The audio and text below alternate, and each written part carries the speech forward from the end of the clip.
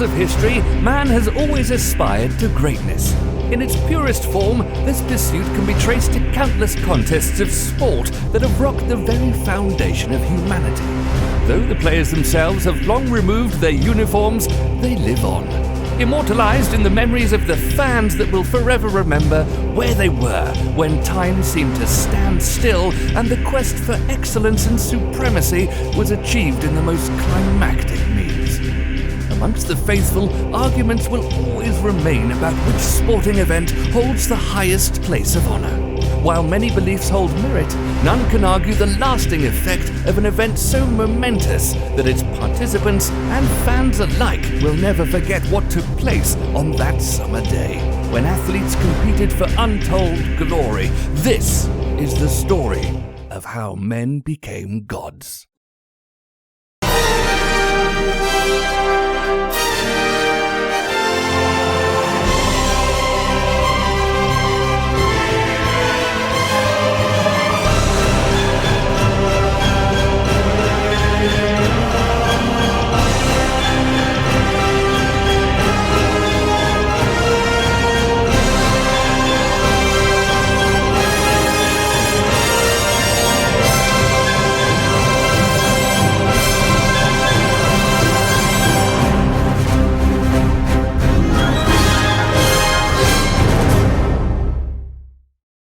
It is fitting that this most exceptional of events did not take place on the gridiron or on a diamond, but in the backyard of a small, unassuming house in an equally small and unassuming suburb in New Jersey.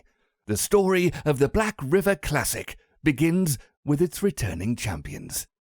While some argue that Chris Russo was too cocky and didn't actually deserve to win, surviving only the fact that the team was carried by the talented Joe Rudy, no one can deny the team made quite a splash at BRC too. Nonetheless, there was a hungry flock of challengers looking to dethrone Joe and Chris. Newcomer Brian Philippi was the hot commodity in the draft. Throughout the team selection process, hushed whispers filled the backyard. Who would get paired with Philippi seemed to be the thought on everyone's mind. As players were paired up, one possible dream team began to take shape. A major powerhouse in BRC 1 and 2, Brian Salada, was one of the few remaining picks along with top prospect Brian Philippi. Fearful teams dreaded the thought of a world where they would go toe-to-toe with the greatest pairing since, say, I don't know, Han Solo and Chewbacca? Alas, the pairing was not meant to be, and the focus shifted to the return of the former champion, Chris Allen. After destroying the competition in BRC 1, Chris was unable to play and defend his title in BRC 2. Partner Joe Rudy instead had to settle for this.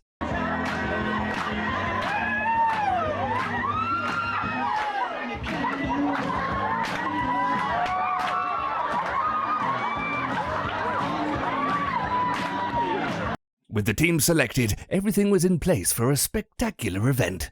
So began BRC 3. When we return, champions are devastated. New rivalries are formed, and a defeated gunslinger turns to taunting.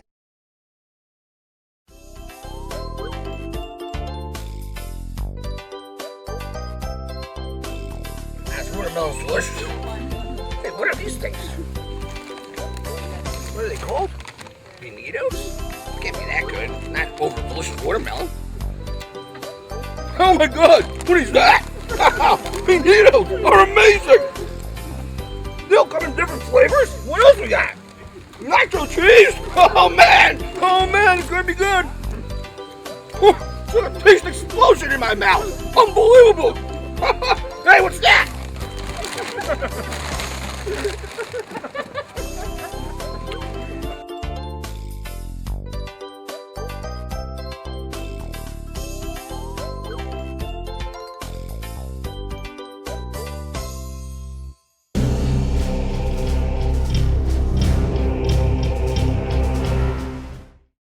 Returning champions Chris and Joe were heavily favoured going into the first round. Rudy, having never lost a BRC match, was expected to walk into the finals. This was not to be. While it was well documented that the true source of the team's success rode on the back of Rudy's abilities, the UFO hoaxing tandem began to crumble. For the first time in the history of the Black River Classic, Joe Rudy was handed a loss. Shockwaves shook the very core of the BRC. The defeat destroyed the team's morale, only making the cracks in the partnership more apparent. No one could have guessed what happened next when the team was quickly eliminated after only their second game. With the front runners disposed of, all of the teams were now viable contenders for the trophy. There would be no repeat champions this time. The tournament began to heat up. Amongst the fierce competition, two teams emerged above the rest. Chris Allen, along with partner Chris Salpetro, quickly began to rise through the ranks. Standing in their way was red-hot rookie Brian Philippi, who was shattering record after record. His path to the championship all but assured. While Philippi continued his rampage to the final, the two Chris's would face an obstacle that would challenge the team's mental fortitude and their road to triumph.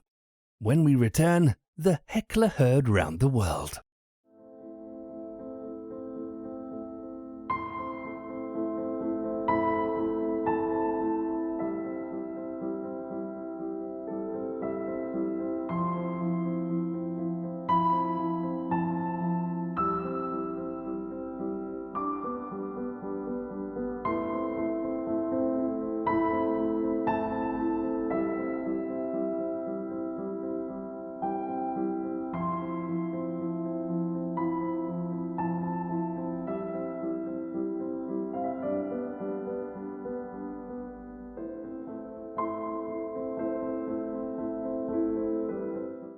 I'm Joe Rudy, and I approve this message.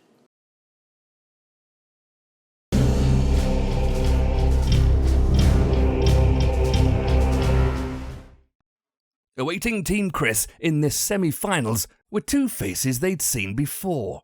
A duo that defined the word sleeper. Dan Kazupa, along with newcomer Brad Engelberger, had already handled Allen and Salpetro a crushing defeat in their first round, casting them out of the winner's bracket with a 21-9 lashing. Brad and Dan were looking to do the same thing again and move on to rematch a well-rested Philippi and Paul. As if the strategically focused Brad and Dan weren't enough to worry about, Chris Allen, still recovering from a broken throwing hand, would face a challenge that no one before had faced at the BRC. Enter the Black River Heckler.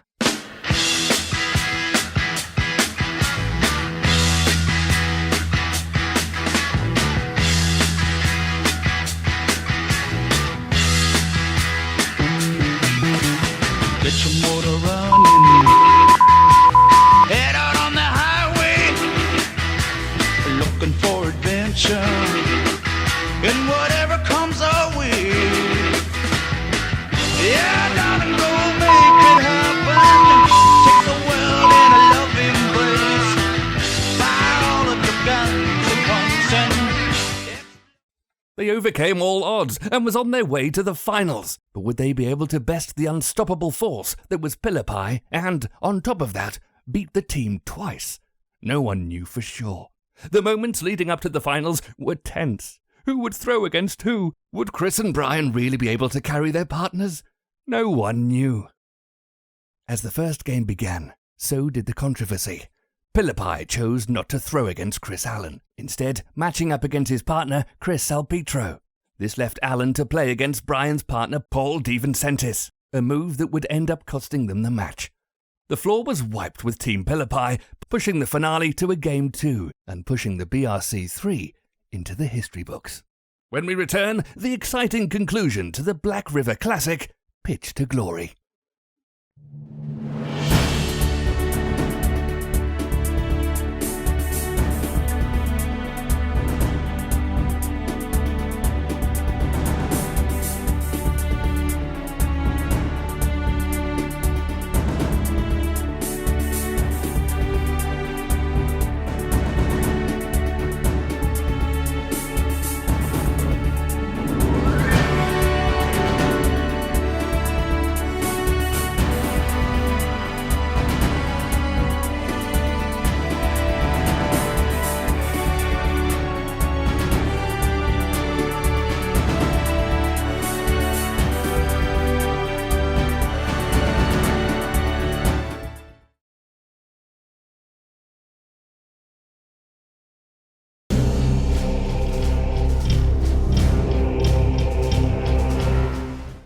After being shocked and humiliated in Game 1, the pressure was on in Game 2. The two teams waged a savage war, trading points back and forth. The lead changed hands a record 9 times throughout the match. After all the build-up, after all the controversy, it came down to this. One horseshoe would dictate history.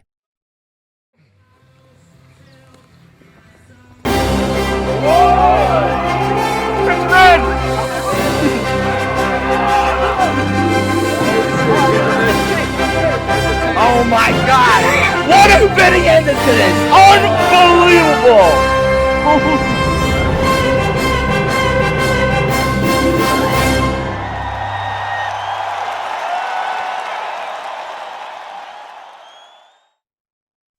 They had done it. Facing adversity, overwhelming odds, and persistent taunts, Chris Allen and Chris Solpitro became the Black River Classic champions. They had become gods among men. Their pitch to glory completed, the Chris's headed out, ready to face any challenge that would come at them in future tournaments. But as any sports fan knows, nothing lasts forever.